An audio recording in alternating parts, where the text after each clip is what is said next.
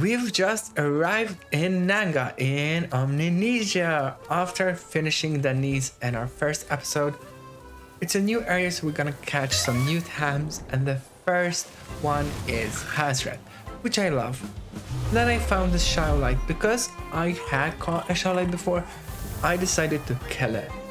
However, I soon realized that because my Shadowlight was dead, it does not count, and that means I lost a Tam. In one of the trainer fights, I fought this Mental and the water jet removed the burn, which was bad because it then had Size Surge and my Tataru died. And I don't know if the burn would have kept it or not, but that means our Tater Tot is gone from our run. I arrived at Mokupuni with 4 Tams, and the first thing I did was head into one of these houses to take a quiz with Sanyu, which rewarded me with TC base jump.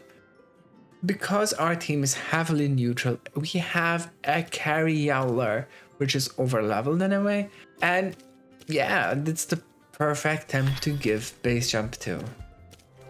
It's time to face the Mokupuni dojo with a very mighty Yowler in our team. I quickly defeated the first 2 dojo battles and I did the lava wooden board puzzle until I arrived at Rawiri. Rawiri has a coded Luma, which is usually a Tataru, but with the randomizer it turned out to be a Luma Huchik, of course, a rare.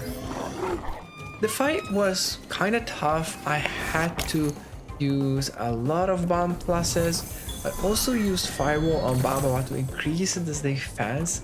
Luckily, Yeller is quite strong, so like taking Scarvolt kind of quickly, and the fight did take a bit of time, and I did use some items like Ether to restore stamina to be able to finish off the fight after streaming around there without taking any losses.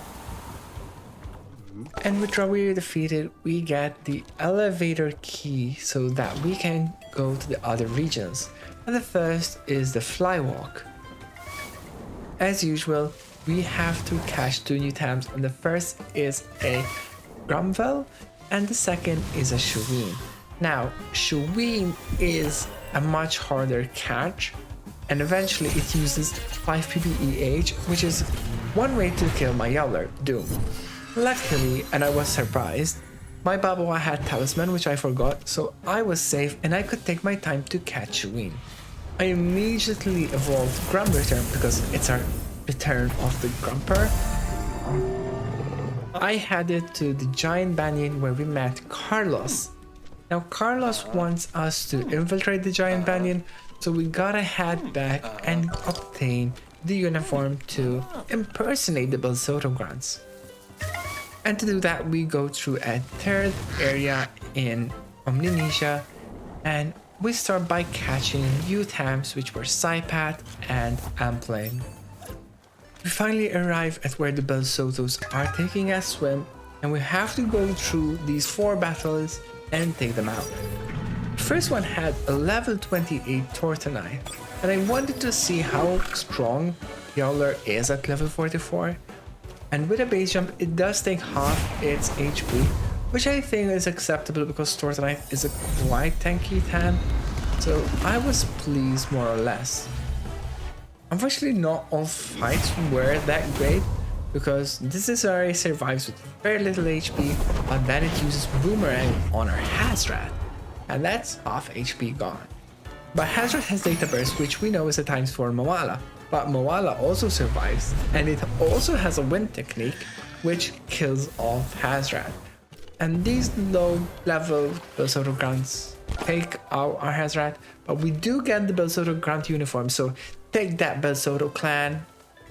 Since we were close to the Anak Volcano and I know I can't access that, I used the smoke bomb to head back to the Giant Banyan where we have to lose our beautiful pink outfit and instead wear the Belsoto ground uniform to infiltrate. As we head in, Carlos hides around the corners where we have to go through our way and battle. Our Yowler really shows off here with the Stampede knocking off multiple times at once with so much rapid HP decline. Like, Yowler is so strong. We go through the first level and find these items, and it's time to the next level, which is fine, although Yowler is like standing on me in a weird way. I wasn't playing careful enough, and Tails 2, our Sconch, found himself in a low HP situation. The Crystal Bite did not kill Ventil, and then Toxolotl had harmful microwaves, but somehow Tails 2 survives with 10 HP, so I'll try not to make that mistake again. And we did beat the Lieutenant, which means Carlos asked us to run away, so yeah, we'll run. As an effect, the Giant Banyan did close up, but we did get the Crystal Skates. Although I can't access the Giant Banyan for new tabs, we can access the Anak Volcano. The first wild tab we encounter is a Sconch. Now, because we do have a Sconch, I did decide that we were gonna run away. We don't want our third Sconch, like, at least not before our Sconch passes away, which I really hope doesn't happen.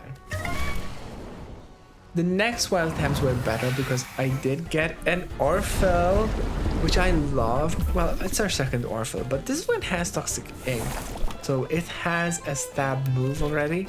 And the next one was Zephyr, and Zephyroth is a strong tab. Our Yowler continues to shine with a Water Stream ×4 on a Pyco. Even though it's level 36, the effectiveness one-shots it. And that actually levels up our Orphle, which I named Twindrasil, and it learned Heat Up, which I'm like, oh, work! Not all Belsotos were that easy, because this Osukai had Wastewater, which ×4 the Babawa. Now, Babawa's Mucus does take less damage from Toxic techniques, so it kind of survived the main hit. However, there is that Toxic tech, and that means Babawa, Asterian's gift to us, is gone. And Osukai was not done. He almost got Shuin out with another strong attack. And these Belsotos are not over. I'm finding this Banshee, which has a Psychic technique, Energy Manipulation ×4, but luckily his Sconch survives. We successfully managed to defeat the Belsotos until we arrived at Dr. Hamijo, who is testing against Anahir. Well, I guess he's trying to create a diamond tab. Dr. Hamijo, we are not gonna let that happen on our watch, and we're gonna challenge you. Dr. Hamijo's last two tabs turned out to be Scaravot and Hinu, which was interesting because Half-Full and Protector kind of buffed the defense quite a lot, so I wasn't sure if I was able to one-shot this, so I used a tonic on Yowler to get the stamina up, and yeah, the Water Stream knocked it off. I decided to finish off the match with a smoldering kiss from Shuin to Kino, and that seals the deal with Dr. Hamijo, who runs away. It's important to click and talk to this Anahir to rescue it. Now obviously it is a randomizer, so instead we get a Papoise, which is cute, and I love Papoise in Loatl. However, for the purpose of a Randomlocke, it has too many weaknesses, so I don't plan on using it. We then go to the Glassway to get some new tabs and kind of defeat all the other trainers in the area.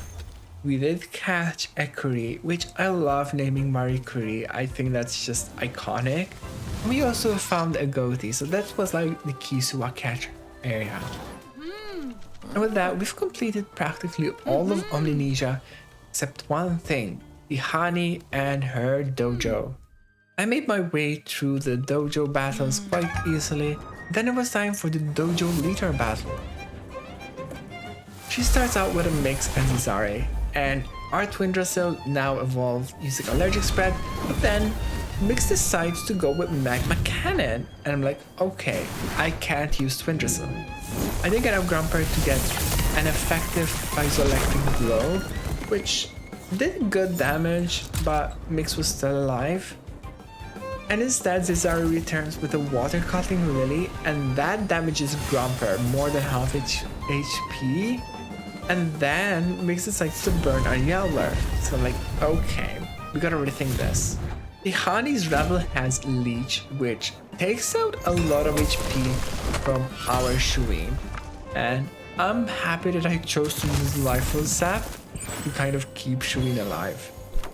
Guess what? Tihani has another mental PAM, Ventil, and it's facing two of my neutrals.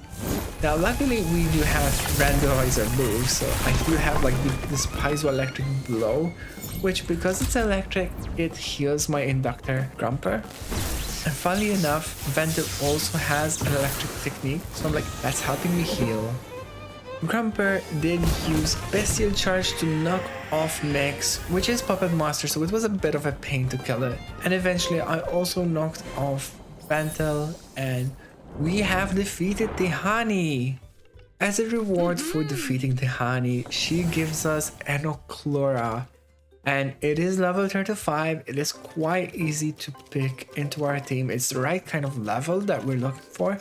And when looking at the techniques, it has Phantom Whiplash, so I know once I evolve it, I'll love using it. And that concludes our Omninesia episode.